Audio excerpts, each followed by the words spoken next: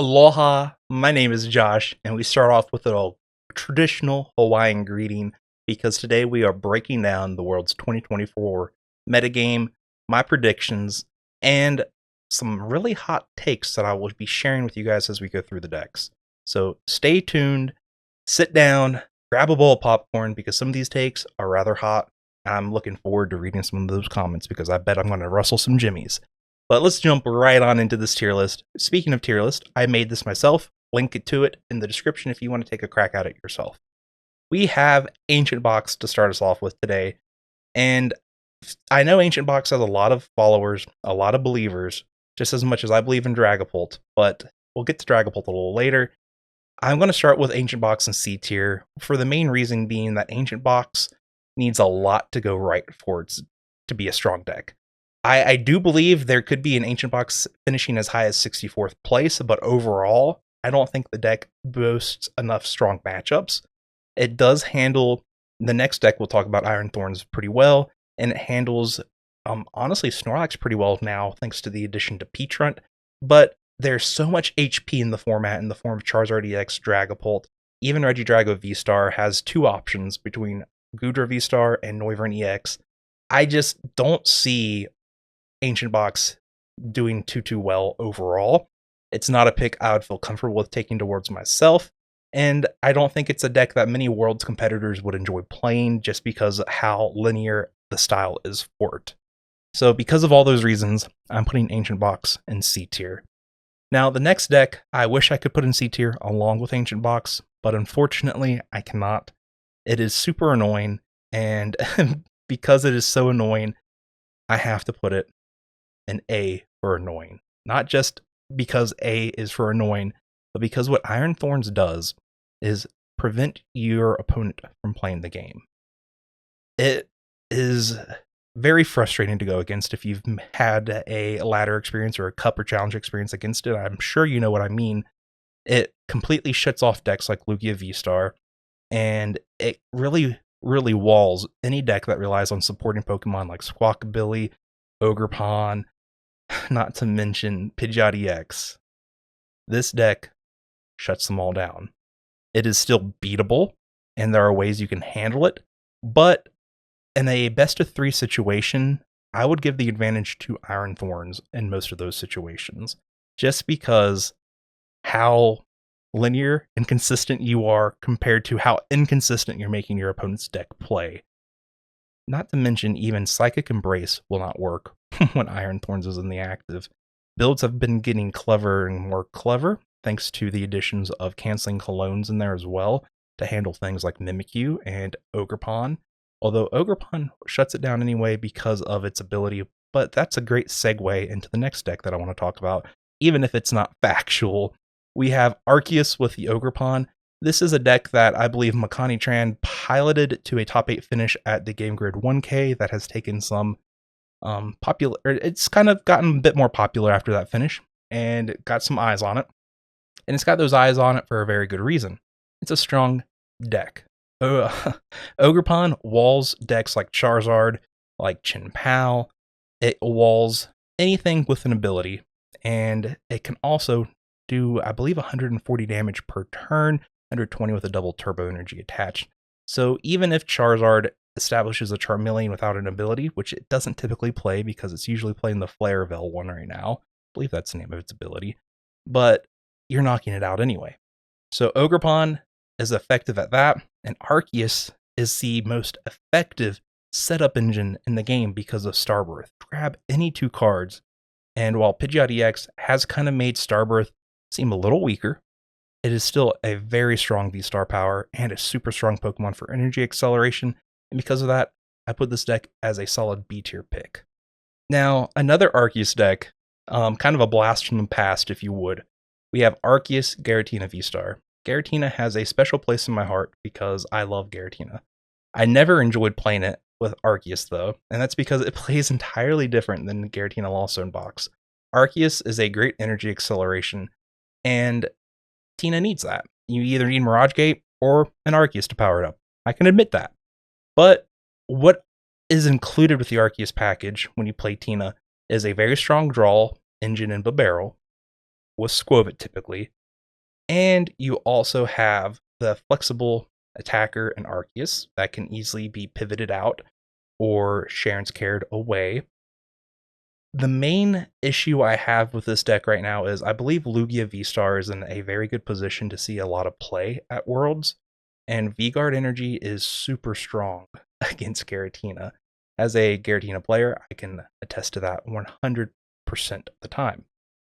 Though the disruption that comes in the form of Iono's judges and whatever other disruption they decide to play, I wouldn't be surprised if someone brings a Lucian in an Arceus Tina deck because disruption is the name of the game for this deck with big, heavy attacks.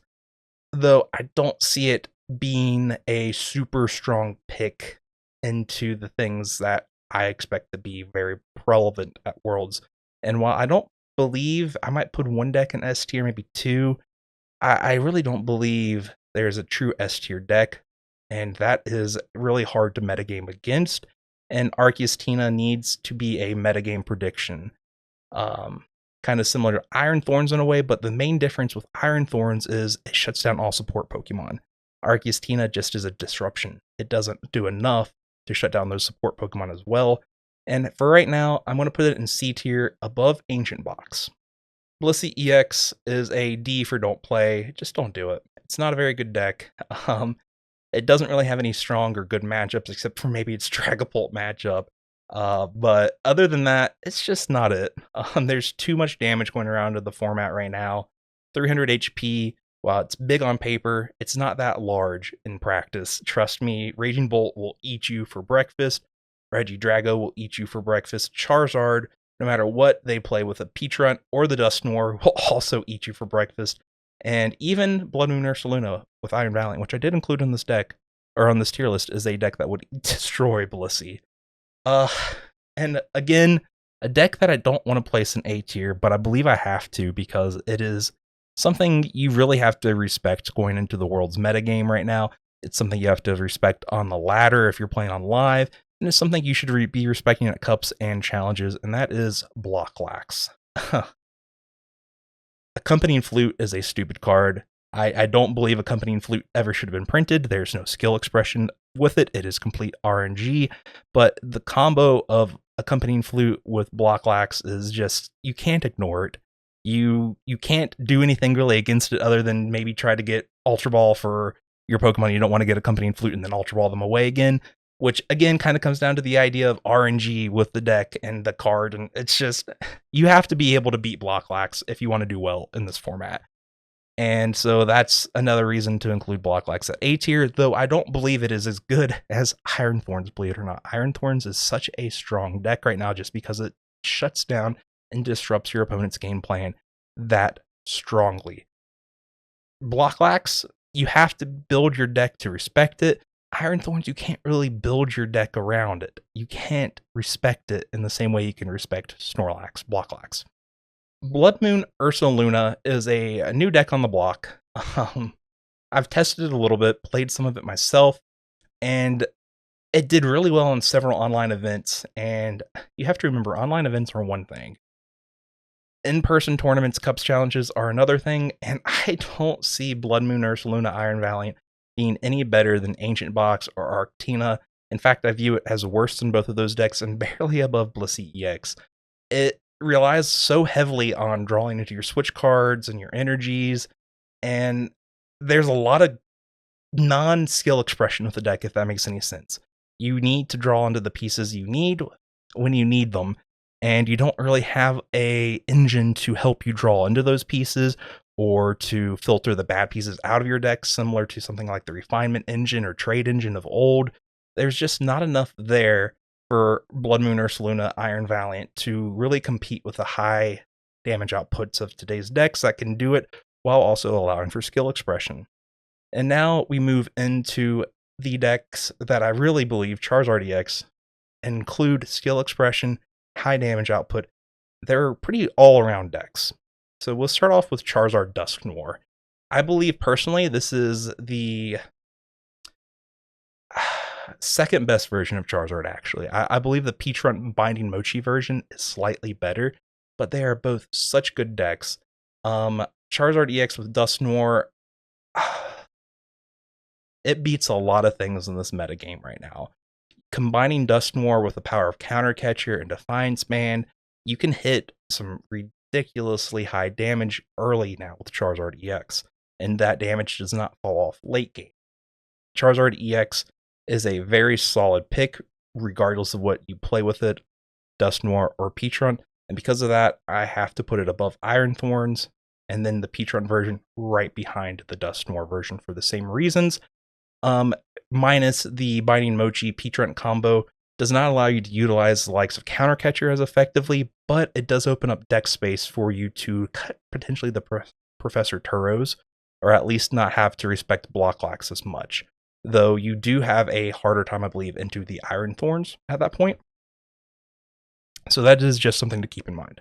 Shin Pao is a deck that I believe is being slept on completely too much before Worlds. I don't see enough people talking about its potential. When I look at the decks that I have listed down here in the tier list, I see a lot of high HP numbers, and something that Chin Pao is really good at doing is hitting ridiculously high thresholds of damage very early in the game. One Irida, and you're basically set up. Now, with that being said, the deck is very fragile. It can be susceptible to bad pricing, but it is probably one of the most skill rewarding decks in the format. And I would put it right behind Gardevoir for being the most skill intensive deck in the format right now. And that's just because how you sequence this deck, how you pilot it, really determines the outcome of the games. Knowing when to hold things like energy retrievals, knowing when to Shivery Chill versus Pokestop. Like there's so much little intricate interactions with this deck, and it rewards good play. I would actually rate Chin Pao A tier above both Charizard's variants right now. It has the flexibility of running Iron Hands to take 2 prizes against single prize Pokemon in the likes of Gardevoir EX. It has the option to nuke any big Pokemon in the active. You run Canceling Clone natively in the deck, so you have ways around Iron Thorns and Mimikyu and Ogerpon. Not to mention that if you want to effectively beat block, you can run Kyogre with Jet Energy. There's just so many ways you can build and pilot this deck, and all of them give you the same result. Big, big damage. This Okie Dokie here is to represent Dark Box. I don't believe the archetype has been explored enough. I don't believe there really is enough there to support it as an archetype right now. While yes, we do have Janane's Secret Technique, I believe I mispronounced that, but you know what I'm talking about. I just Monkey Dory, Okidogi, and Pheasantipity, like, yeah, they're all good cards, but I believe Pheasantipity is just the best of them all, and it's a support Pokemon. If your best Pokemon in your deck is your support Pokemon, there's probably something happening there. Okidogi, 260 damage on paper is great, right? But even being buffed up to 300 with the Binding Mochi, you need to hit 330 using Cobalion. 300 typically is not enough to knock out things like Dragapult. And I believe, as I get to talk about Dragapult here, good segue, am I right? That Okidoki Dark Box just hasn't been explored enough. There's not been enough time really to figure that deck out when there's so many other better choices. I need to be realistic, and I need to expect people will say I'm biased regardless here. I love Dragapult. Dragapult, I think, is a very skill-expressive deck. The numbers, Mason, what do they mean? Well, they typically mean you can set up multiple prize turns. The addition of Dusknoir really, really helps with that.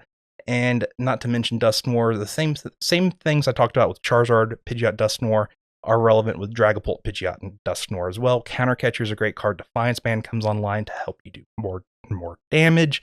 There is just so many things going right for Dragapult right now, but there's also so much going wrong for Dragapult right now. 200, even 230 is not enough damage to really compete in the format. You're super reliant on getting double rare candies off on turn 2, and your reliance on Neo Upper Energy really holds the deck back. I believe once we get Crispin added to the standard format, I believe Dragapult will be pulted up to an S tier deck. But for now, unfortunately, I have to put Dragapult in B tier because there's just too many other variables, and the setup issues that the deck has, you can't ignore them. Dragapult EX with Xatu, I tested this deck quite a bit before in AIC, and ultimately I decided that it wasn't as good as Pidgeot. I still believe that to be true. I like searching for whatever card I want versus trying to hope to draw into it, and not to mention the amount of energies you have to play to really get the maximum value out of Xatu. There have been a lot of well-placing Dragapult Xatu lists that have done well at Cups and Challenges. I believe Cyrus, she has several strong finishes at challenges. I believe Cyrus actually has all 4 finishes at their challenges with Dragapult Xatu, but I don't believe it's a deck that's positioned to do well at the world metagame. I think Dragapult Pidgeot will place better than this. I would be shocked to see a Dragapult Xatu in day 2. I wouldn't be shocked to see Dragapult Pidgeot at a top 32, top 64 finish, and because of this, I have to put it in C tier, but it is definitely better than Blood Moon Ursaluna, and it is definitely better than Ancient Box. I don't believe it's better than Arctina, though, so we'll put it there for right now. Regidrago V-Star is the big bad of the format right now. It has all the hype. It has all the creators talking about it. It has everybody in the game, basically. You know what Regidrago does. You know what it doesn't do. And what it doesn't do is lose very often. So with that being said, I think Drago is the deck with the biggest target on its back right now. I think it is the deck that offers the most flexibility right now. And the only downside to Regidrago is its reliance on Professor's Research. Professor's Research is a very bad supporter for the game if you want to talk about it. Jake Gearhart, I believe, has talked about it extensively on Twitter, but I mean, I can't say anything that they haven't already said. The main reason that I have problems with decks that rely on Professor's Research kind of comes back down to the issues I talked about relying on just raw draw power versus searching for the cards you want. There is not a lot of room for skill expression. It introduces a lot of RNG, and that's the main issue I have with Regidrago V-Star. Even with the RNG, though, the deck has ways of getting to its end goal and setting up 9 times out of 10, and because of that, you still have to respect it. And no matter what, Drago's coming. I would not be surprised to see a Regidrago V-Star list win Worlds this year. And it does boast a very solid matchup spread across the board, with its worst matchup probably being to Raging Bolt. Because of that, we have to respect it, and I don't believe, though, it's better than Chin-Pao. Chin-Pao kind of beats Regidrago V-Star in the same way that Raging Bolt beats Regidrago V-Star. Now, Chin-Pao being a bit more fragile, can be susceptible to Haxorus, but not very many Regidrago V-Star lists have been playing Haxorus, so keep that in mind. Iron Hands, Iron Crown, it's in D tier. I would not play this deck at all right now. The main thing that was going for it was Gardevoir, but now Gardevoir is including Mimikyu. You have the Monkey Dory to be able to hit the 220 damage pretty convincingly with the Gardevoir EX, which is enough HP not to be worried about Ampy very much. And even then you can do 230 if you get established 2 monkeys. Iron Hands was good because of Gardevoir EX being as good as it was, but now, Future Box. Gardevoir is built entirely different. It is in D tier for do not play. Gardevoir EX is my pick to win the World Championships. I don't believe that's a hot take at all, but I do have some hot takes that I'll share at the end of this tier list. I think Gardevoir EX is S tier this format. I don't believe a lot of people are putting enough respect on its name, but it is insanely good still. If you think about it, there was really no archetypes introduced with Shrouded Fables other than the Dark Box Okidogi deck, and that's not going to be played at Worlds, let's just be honest. And you had solid matchups to take up, 6 of the 8 spots at top 8 for NAIC. Incredible if we're talking about that. Gardevoir EX does not have any bad matchups across the board. If anything, the worst matchups for it are probably 45% unfavored. And that's nothing compared to some of the matchups across the board for other decks. There's so much room for skill expression with Gardevoir EX. There's so much room for deck building expression, which is something I don't believe enough people talk about. The way you build and construct Gardevoir EX can vary from player to player and comfort level for the deck. Some of the best players gravitate towards Gardevoir EX for a reason, and some of the best deck builders gravitate towards Gardevoir EX for a reason. The deck is just that strong of an archetype. I mentioned a little earlier about kind of like tutoring or refinement through your deck or trading through your deck. And something I said earlier was about getting rid of bad resources and knowing what you need in matchups and being able to discard those bad resources or the energy in most cases to draw into the pieces that you need for late game. That is just something Gardevoir EX does at a level no other deck can do. And you play such a high level of disruption. You have multiple ace specs that you can run in the deck. You have potential for damage spread now with Monkey Dory. Like, there's just so much with Gardevoir EX that is good. I can't stop talking about how good it is. I think Gardevoir EX could win Worlds. That's all I'm just going to say. Chin Pao is at the top of A tier because if any of these decks have a solid chance of beating Gardevoir EX, it is Chin Pao EX. That's why it's there. Greninja with Frostlass. Believe it or not, I think this is a B tier deck. It is better than what a lot of people expect. Greninja EX's attack is basically Pidgeot Quick Search, while you're also doing 170 damage, which is very good. You're two-shotting Charizard EXs, you're two-shotting basically everything in the format, while you aren't getting one-shot by most everything in the format. So that is impressive. Frostlass, also including the damage spread, punishes your opponent for playing support Pokemon, and with the Mirage Blast, or whatever Greninja's second attack is, you can really kind of set up for some strong late game plays. I do believe it is the worst of the B tier decks though, but it is still a B tier deck that should be somewhat respected. Bayonet EX is an item lock deck that can be played with either Frostlass or Xatu. I didn't include that with it because I don't know which one's better. Honestly, while Bayonet EX I believe is a strong deck, I don't think it's better than even Blood Moon Iron Valiant at this point.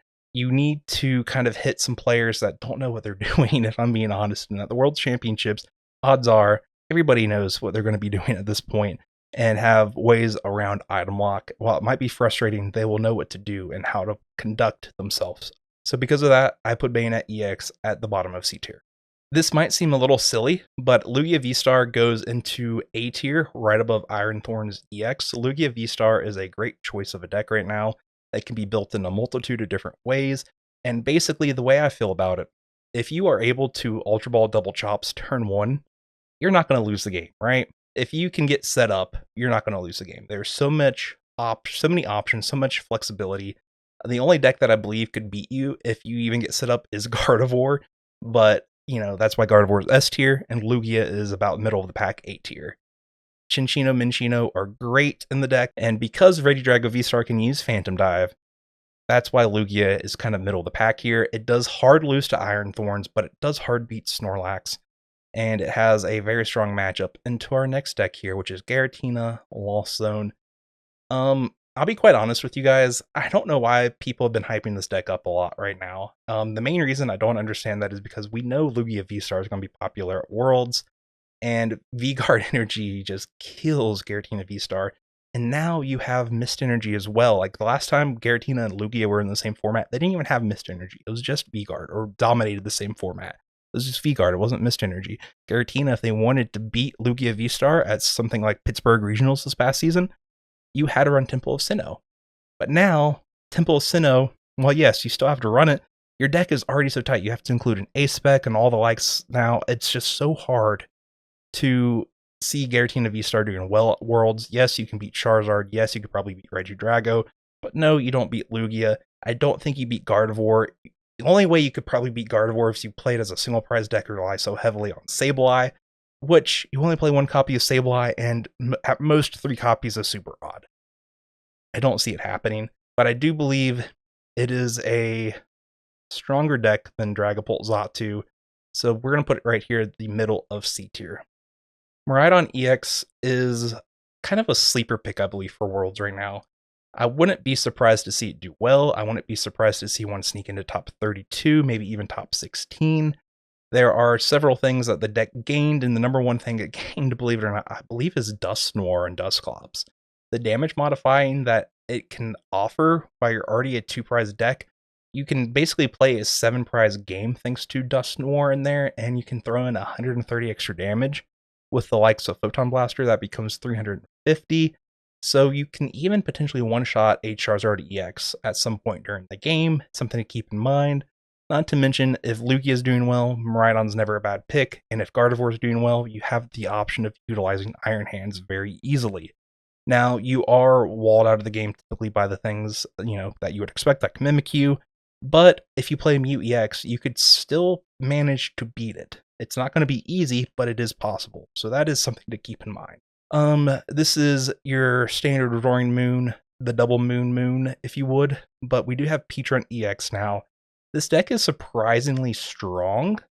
I don't know if it's a type of deck that a lot of people will play to Worlds because it's super linear in the same way that Raging Bolt EX is. You just take big knockout, but you're doing so at a detriment to yourself. Frenzied Gouging leaves you with 30 HP typically, and more often than not, you're poisoned now as well, so make that 20 HP. You can get knocked out by the newly standard 60 HP Pidgey with their 1 energy attack. I've done that so many times against this deck on the ladder. But all that considered, I think it's a C tier deck. I think it's better than Item Lock. I think it's better than Blood Moon Ursaluna. I think it's better than Ancient Box. I think it's better than Giratina V-Star. I think it's better than Dragapult Xatu. And I think it's better than Arctina. Just being able to consistently take out 2 prize Pokemon over and over again, that's really strong, isn't it? It's always been strong. There's a reason beat stick decks exist. And speaking of beat sticks, this next deck is the exact opposite of a beat stick. It is Pidgeot Control. I believe this is a super strong pick for Worlds. I would put it right here above Lugia V-Star.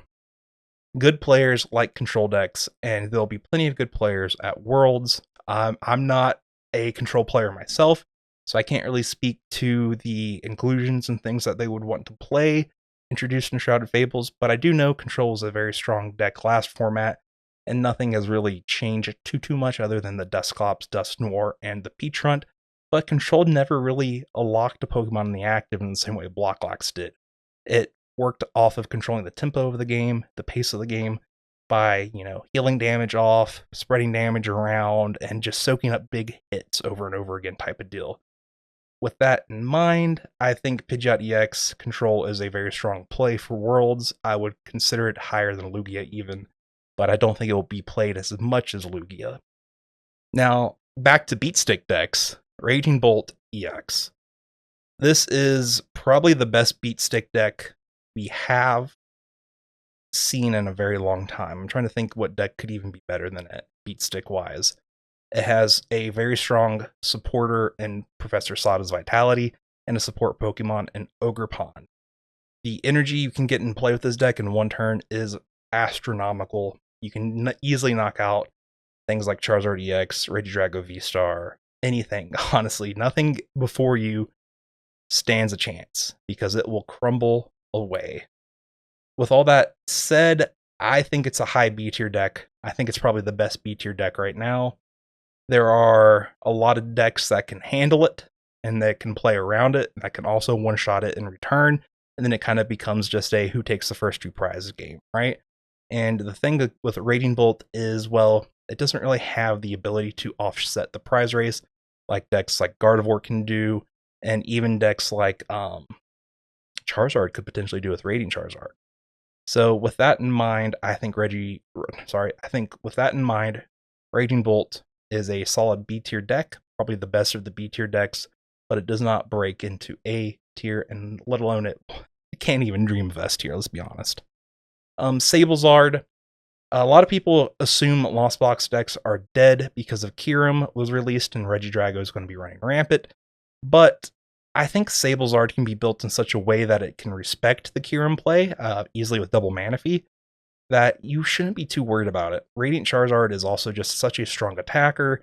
There are some variants of the deck being built that included Roaring Moon. I think there's a lot of flexible spots inside of a Sablezard deck, and because of that, I want to put it in B tier. I think it's better than Miraidon. I think it's better than Greninja Frostlass. I think it's probably right there with Dragapult EX, Pidgeot EX. There's so many flexible options that you can take with deck building, and overall, just Radiant Charizard is such a strong Pokemon. The Lost Zone engine has always been super strong and respectable. You don't have the issues that other decks do against Iron Thorns or Blocklocks or Control, just because you kind of can, you're so fast usually, right? And you can still do ridiculously high damage with Radiant Charizard and or Roaring Moon in the deck. Now, I do believe Sablezard is the best Lost Zone deck right now. And I think Turbo Lost Box really has lost a lot of gas. Unfortunately, there's not as many flex spots in the deck as there is in Sablezard if you really want to be truly turbo, right? I think this deck has a harder time including double Manaphy, and because of that, Kyurem is just a much, much bigger threat slash issue to deal with as a Turbo Lost player. I would put the deck down and consider Sablezard at that point if I was thinking of, Turbo Lost Box. It still is good, but Regidrago is going to be all over the place, right? With that in mind, I think this is a better play than Tina. Actually, no, I don't. I think Tina is a better play because your bigger, beefier V Pokemon are not as susceptible to Kyurem as the lower HP Pokemon in Lost Box. But I do believe it's still better than Ancient Box. So there we go. This is my Worlds tier list. This is where I think the decks kind of fall in place for what it will do well and how well it will finish off at Worlds. But what about the top 5 decks for Worlds? This is where the hot takes are coming in. I think the most played deck at Worlds will be Regidrago V-Star, but I think it will have the worst conversion rate from day 1 to day 2. I could see Regidrago winning it. I could see Regidrago getting top 8, but I don't believe the amount of people playing it will be nearly as represented as the people that choose to play Gardevoir in day 1 and Blocklax even in day 1 in Control. I think the decks with the highest level of conversion from day 1 to day 2 will be Pidgeot, Snorlax, and Iron Thorns. Those will be the 3 decks I think with the best conversion from day 1 to day 2, because I don't think any of these decks make the top 5 deck list for day 1. The people that play them, though, will be highly skilled players that are willing to take, with Iron Thorns a risk, and the other 2 decks have well proven themselves, and Blocklax the RNG with Accompanying Flute, yes, it is a thing, but I think that's okay for these people that choose to play this deck because they know they'll have a good chance against the metagame. And while they aren't the most fun decks, they will convert very well into day 2. I think the number 1 most played deck, like I said, will be Drago. Number 2 will be Lugia.